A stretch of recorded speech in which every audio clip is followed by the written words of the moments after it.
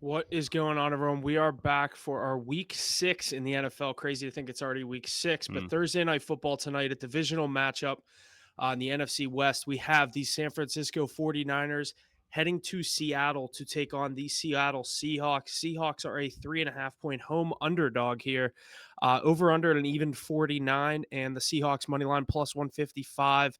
49ers minus 190 here. Do you like a play on this spread here? I think it's a tough divisional game to call, but I'll let you get us started here. Yeah, honestly, I lean to buy that half a point there. You said it was 3.5 point spread for the Niners. I like the Yeah. Niners to get back on track here going into Seattle. I know it's a tough place to play with that atmosphere in the 12th man. Seattle's looked good at some points this year and bad in others. Coming off of a tough home loss to the New York Giants, I think that I'm going to take the Niners here minus the 3. People are saying Kyle Shanahan, who's one of the best coaches in the league, is on the hot seat. I truly do not believe that. I think his job is as solidified as any. They're just working through some early season injuries, and if they win this game right here, they're sitting at 3-3, the same as those Seahawks in that tiebreaker.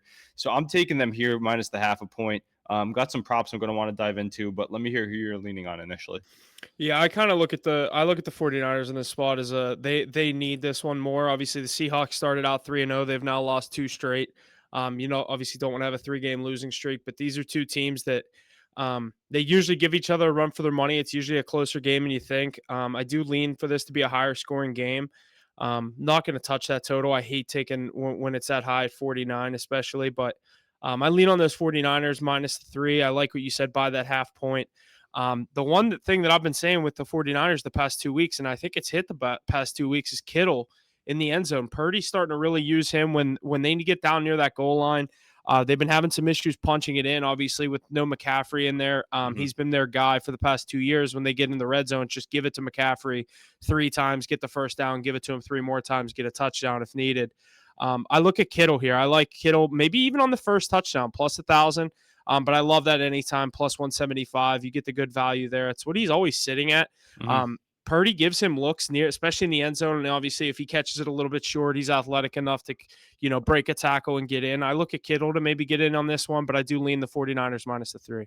Yeah, I agree with you there on all those takes. George Kittle, he was going to be my favorite prop to go into, and he's actually scored in his last 3 games that he was active. I know he missed that Rams game being inactive. That's He's what it was. He missed one. So, Yeah, yeah. but he's in the last 3 games he's played and he scored a touchdown. He's putting up big reception numbers. They don't have that true receiving back as a safety valve for Brock Purdy, who's a very efficient quarterback. They don't trust Jordan Mason. We saw that report come out today in the passing game. He's still building that rapport. They don't have a true other tight end to really press for those looks. It's George Kittle over the middle. I think he continues to feast here. I like him on that anytime touchdown. I like him on his reception and yardage prop.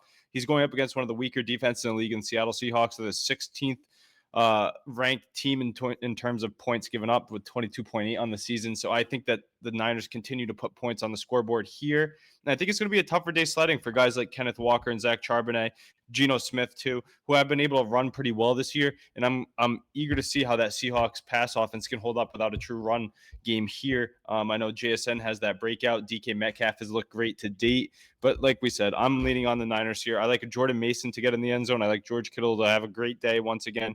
Then maybe Ayuk continues his dominance. He finally came to life last week, but I'm leaning on the running back and tight end in San Francisco. Yeah, I like that. It's also Geno Smith's birthday here for a little spin zone for the people that are taking the Seahawks here. If you think he's gonna have a big day on his birthday, today is, I believe it's his 34th birthday. I heard McAfee say, but still doing it up there in Seattle. Shout out to the WVU legend, but I think we're Yeah, both gonna write him off this game. I was gonna say, yeah, I'm not taking the Seahawks here plus the points. I do lean on the 49ers to handle business. I like that Kittle touchdown more than anything. What was his number on the receiving yards? I'm gonna see if I can find it. I'll go look at it real quick. But one thing I do want to ask you is, what do you think about Debo Samuel versus Brandon Ayuk? I know they're heavily rostered in a lot of fantasy formats. Debo putting up a dud in his return from injuries, kind of been banged up throughout the year. Ayuk with one solid game. Who would you lean on more in the receiving room this week?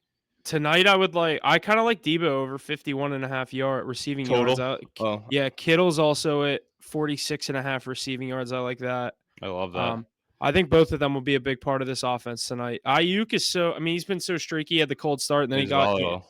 yeah, I don't love that 63.5 sitting there with him. I'd lean on, I do like that Debo over. I might take that. I'll tell you what, there's a great line right here. Over 4 catches, so you can push on 4. It's sitting at -120 for George Kittle this week. I love that. Or you can play a little bit more risky, go with over 4.5, and you can find it as high as plus 130, Yeah. 135 too. So depends what kind of value you're shopping for, but I think 4 is a safe number for Kittle. You take his receiving yards as well, sitting at 46.5. You should cash that easily. In the touchdown, you go with a little trifecta play like we do with CeeDee Lamb pretty often, and I think it might cash this week. Look for Brock Yep. Purdy to continue to play good football. One of the top passing leaders in the league this year. They just got to cut down on those turnovers. Last week against the Cardinals, they were begging to give the game away, turning it over in the red zone time and time again. He didn't score in the second half. Yeah, and they were in the red zone plenty of times. They moved the ball well. They look good, but they kept fumbling or throwing interceptions. I think Kyle Shanahan's going to be ready. He's seen this team a lot. The Seahawks defense, nothing new. One of the weaker defenses of the league. I think he's got to put together a good game plan. One of the best offensive minds in the league to get the Niners back to where they need to be and sitting at 500 along with the Seahawks in this tough NFC West to start the year. Yeah, I agree. Well, I think we're both on the 49ers here. We'll get our official plays out, I'd say, by like 6 p.m. for this 8 p.m. kickoff or 8:15 kickoff on Amazon. But make sure you're staying tuned to our social media as we get all of our free plays out there. Check out our highlights on Instagram for all the recaps of our plays each week. Other than that, thanks for listening. We'll see you guys, Thursday or what's next? Sunday. I'm all over the place. We got Today's the Thursday. Sunday live stream. Sunday live stream for our top 5 games. Week Popping lately. 6. Thousands of people in the chat at once on the TikTok. I don't know at once, but we'll say that for the people. Get in there. Give us your fantasy questions. Give us your betting questions. We've been covering a lot, and we've been cashing pretty well too. So definitely tune on in. Absolutely. Thanks for listening. We'll see you guys Sunday.